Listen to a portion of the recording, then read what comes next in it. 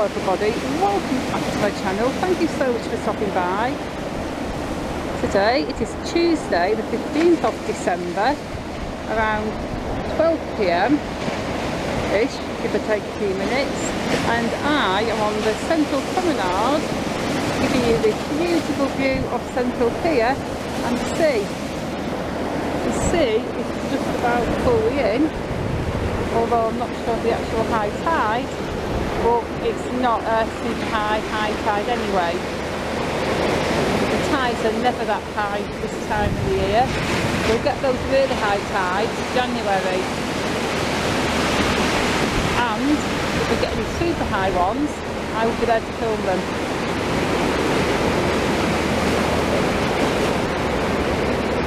But today it is a lovely day in Blackpool. It is bright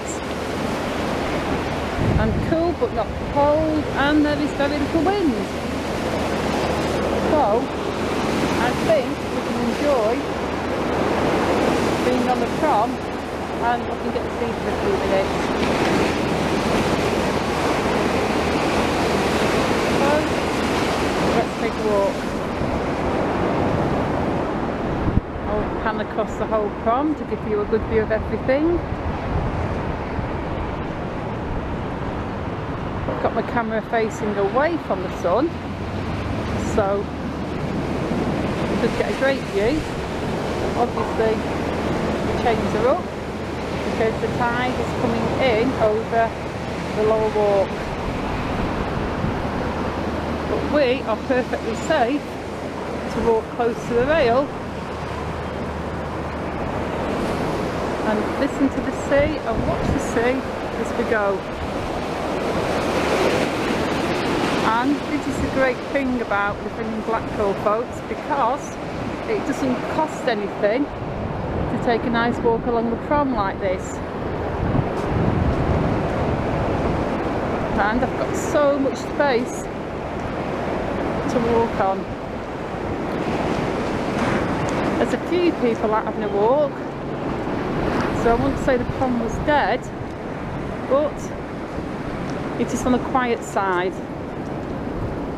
And there's plenty of space for everyone. Let's have plenty of sea in this video, because everybody likes the sea and the foamy waves, the sounds of the sea, the smell of the sea, the fresh air. Bring the camera up.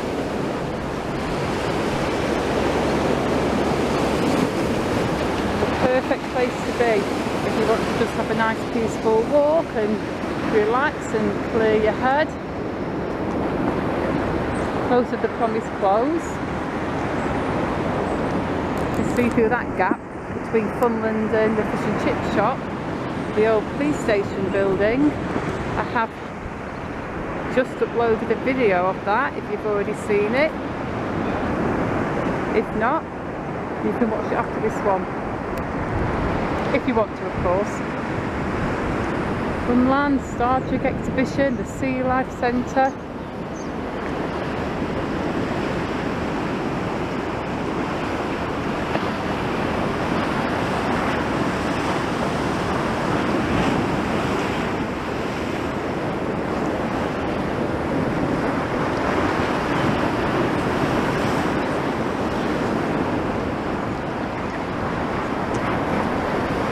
Years ago, maybe 50 years ago, maybe even, well,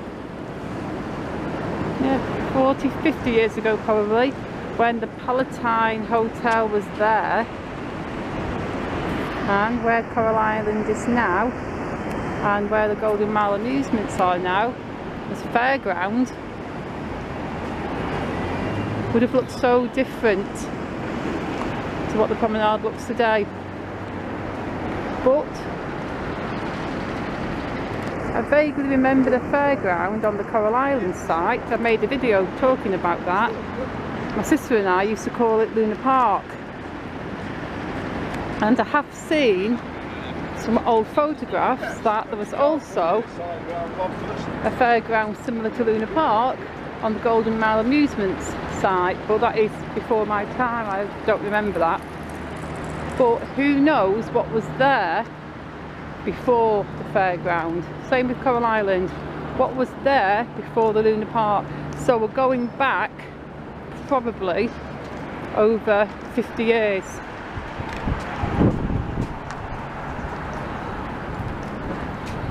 So if anybody has any idea what was there, feel free to mention it in the comments.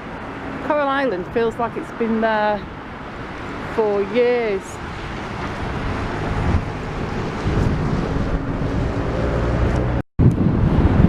Although I just had a bit of a brain fart there. Was the Golden Mile Amusements part of Central Station buildings or anything? Because if Central Station finished there, where that block of toilets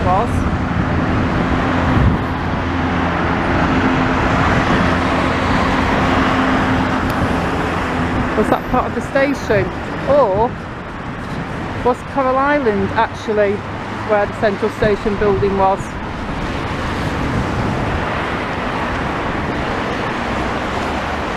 I would probably be able to find this out and Google it in a second, but I don't have any Google abilities on me at the moment because I've just got a little old camera. So, was before Coral Island and before Luna Park, was Coral Island where Central Station building was? Meaning New Bonnie Street wouldn't have existed back then, or was the Central Station building on the block where the Golden Mile is? I'm going to Google that when I get home, and I'm probably going to be like, oh yeah, and I'm going to feel so dumb that I didn't know. But there you go. I'm not that old, folks. I'm definitely not a youngster, but I'm not that old.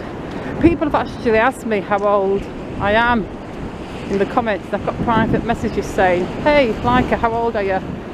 Well, for one thing, don't ask a lady her age, and if you do, don't expect her to give you a straight answer.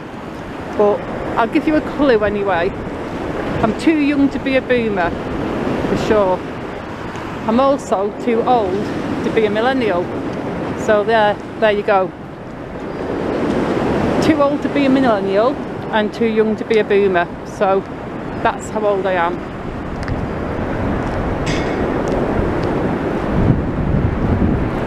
I've also got 2 grown-up kids, so that's another clue.